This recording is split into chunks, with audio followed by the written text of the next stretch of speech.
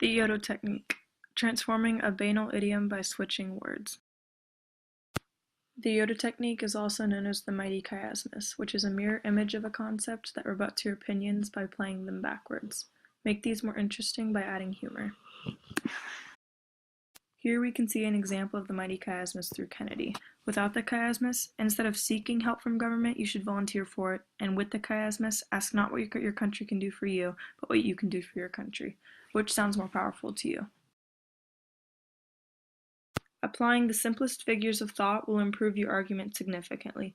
Dialysis offers a distinct choice, either we do this or we do that, and antithesis weighs one argument next to another.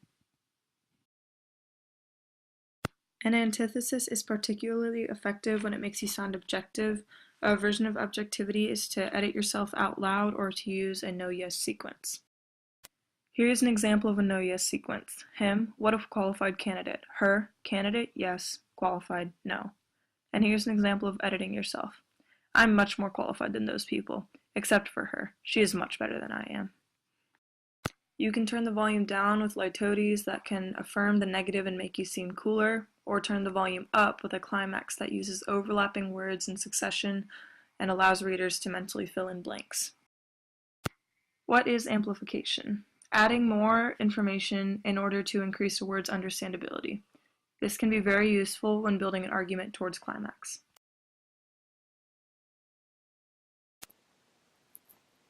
Anthemaria, aka verbing. Any novel change in a word's use, such as noun to verb, verb to noun, or noun to adjective. Parcelon, word that gets stripped of its meaning and used as a place filler. It is a misuse of anthemaria. Example, you know, like, so.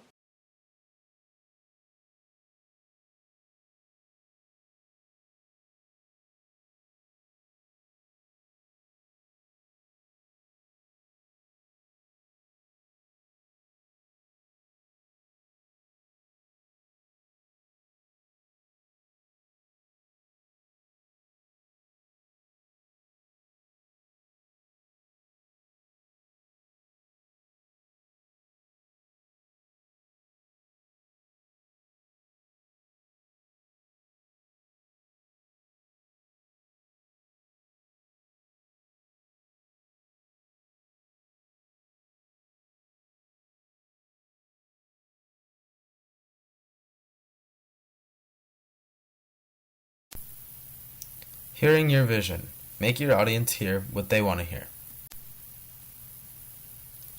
Politicians are known for being great speakers. It essentially is their job. However, many do not realize that their speech utilizes a code that attracts an audience to them by using keywords. These keywords unlock its directed audience's approval.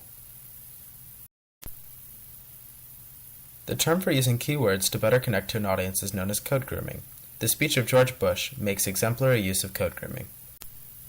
Examples of George Bush using code grooming. When talking to Army members, Bush used never relent to make himself seem more authoritative, and when speaking to Christians, Bush's speech was structured like Bible verses. In addition to directing words towards his target audience, Bush would also speak in a very indirect and poetic form of speech.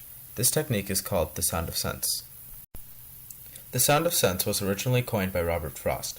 The term describes the use of speech that leaves logic behind and creates more of a poetic journey that makes the heart understand instead of the head.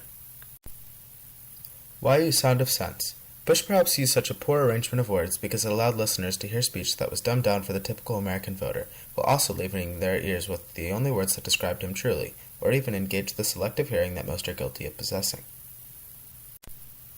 Avoid the monsters. Do not say what you do not mean. Much like the code words Bush utilized, the great thinker Aristotle had very similar beliefs in regards to language. He believed that in speech there should be commonplace words, and these words should be repetitively used to convey an overarching tone as well as idea. By using words multiple times, a listener begins to interpret them in a manner that uses selective hearing.